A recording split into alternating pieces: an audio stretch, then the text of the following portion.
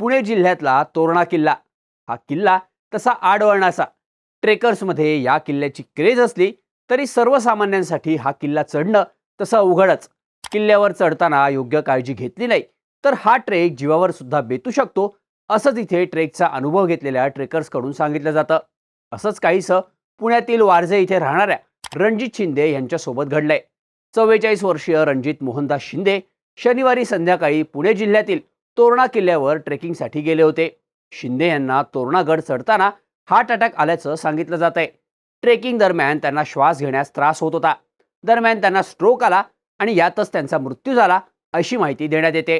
आता रणजित शिंदे यांना गड चढताना नेमका हार्ट अटॅक कसा आला, मृत्यूनंतर त्यांचा मृतदेह गडावरून खाली कसा आणला गेला, ट्रेक करताना अशा घटना घडू नयेत यासाठी नेमकी कोणती काळजी घ्यावी, ही सगळी माहिती सांगणारा हा व्हिडिओ.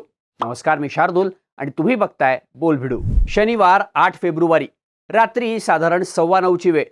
गड किल्ल्यांवर रेस्क्यू ऑपरेशन करणारे SL ॲडव्हेंचर टीमचे लहू उघाडे यांना त्यांच्या मित्रांचा फोन आला. तोरणा किल्ल्यावर रणजित शिंदे यांना रेस्क्यू करण्याची गरज असल्याचं त्यांना या कॉलवरून सांगण्यात आलं. ही माहिती मिळाल्यावर लगेचच उघाडे आणि त्यांची 7-8 सदस्यांची टीम खानापूरहून रोप, स्ट्रेचर, हेड टॉर्च असं आवश्यक बचाव साहित्य घेऊन पाबे घाटामार्गे तोरण्याकडे जायला निघाले.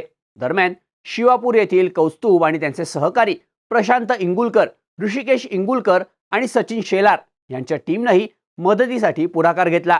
दोन्ही टीम रात्री 11 वाजताच्या सुमारास तोरण्याच्या पायथ्याशी पोहोचल्या. पायथ्याशी पोहोचताच रेस्क्यू टीमनं पोलीस अधिकारी युवराज सोमण यांच्याशी चर्चा करून गड चढायला सुरुवात केली. थोड्या वेळातच टीमला गडाच्या महादरवाजाजवळ रणजित शिंदे यांचा शोध लागला. टीम शिंदेपर्यंत पोहोचली तेव्हा शिंदे त्यांना बेशुद्ध अवस्थेत सापडले.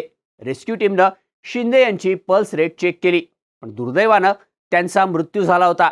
यानंतर टीमनं शिंदे यांचा मृतदेह रिकव्हर केला आणि मग शिंदे यांचा मृतदेह घेऊन येण्यासाठी रेस्क्यू टीमचा परतीचा खडतर प्रवास सुरू झाला.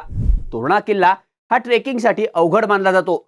इथे दिवसा उजेडी ट्रेक करणं ही मोठं जिकिरीचं आणि जोखमीचं मानलं जातं. पण रेस्क्यू टीमला रात्रीच्या अंधारात तोरणावरून रणजित शिंदे यांचा मृतदेह घेऊन गड खाली उतरायचा होता. अशा घटनांनंतर मृतदेह पोस्टमॉर्टमसाठी पाठवला जातो.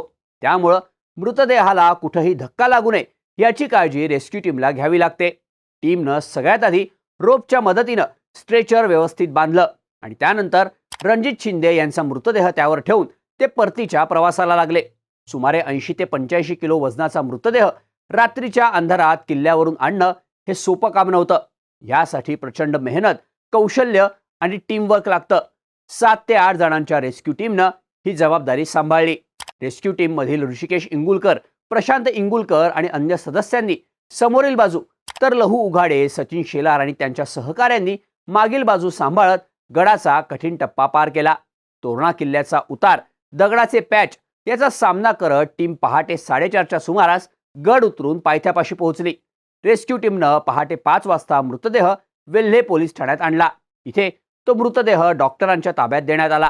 आता प्रश्न हा आहे की तोरणा किल्ल्यावर रणजित शिंदेसोबत नक्की घडलं काय? रणजित शिंदे त्यांच्या ऑफिसमधल्या काही कलिग्स सोबत तोरणा गडाच्या ट्रेकला आले होते. शनिवारी दुपारी 3 ते 4 वाजताच्या सुमारास तोरणा गडाचा ट्रेक त्यांनी सुरू केला. संध्याकाळपर्यंत ते अर्ध्याहून अधिक गड चढले. त्यांनी रात्री गडावर मुक्काम करण्याचा प्लॅनही केला होता. त्यांनी मुक्कामासाठी आपल्यासोबत टेंटही आणला होता. दरम्यान गडावरील मंदिरात पोहोचताच रणजित शिंदे यांनी आपल्याला दम लागल्याचं आणि छातीत दुखत असल्याचं आपल्या कलिग्सना सांगितलं. दम लागल्यामुळं शिंदे यांना चक्करही येत होती. चक्कर येते म्हणून ते खाली बसले आणि घटाघट पाणी प्यायले. यामुळंच त्यांचा घात झाल्याचं सांगितलं जातं. दम लागलेला असताना पाणी प्यायल्यामुळं शिंदे यांना उलटी झाली आणि ते एका बाजूला निश्चित पडून राहिले. त्यांच्या कलिग्सनी आणि तिथे असलेल्या इतरांनी त्यांना शुद्धीत आणण्याचा प्रयत्न केला, पण शिंदे यांच्या शरीराची हालचाल पूर्णपणे बंद झाली आणि त्यांचं अंग थंड पडलं. शिंदे यांनी धाप लागल्यानंतर पाणी प्यायल्यामुळं त्यांना हार्ट अटॅक आल्याचं सांगितलं जात आहे. डॉक्टरांच्या मते असं होण्याचे चान्सेस जास्त आहेत. जेव्हा एखाद्या व्यक्तीला खूप धाप लागते तेव्हा त्या व्यक्तीच्या बॉडीतील ब्लड सर्क्युलेशन जास्त वेगानं होत असतं. त्या व्यक्तीचा श्वासोच्छ्वासही खूप वेगानं होत असतो.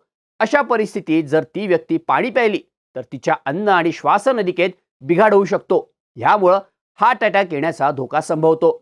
रणजित शिंदे यांच्यासोबत हेच घडल्याचं सांगितलं जात आहे.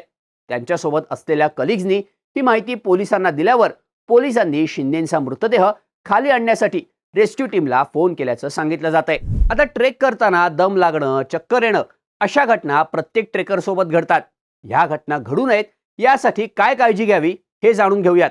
तज्ज्ञांच्या मते कोणत्याही ट्रेकला जाण्याआधी सगळ्यात आधी आपण कोणत्या सीझनमध्ये आणि कुठे ट्रेकला जातोय याची संपूर्ण माहिती घेणं गरजेचं आहे.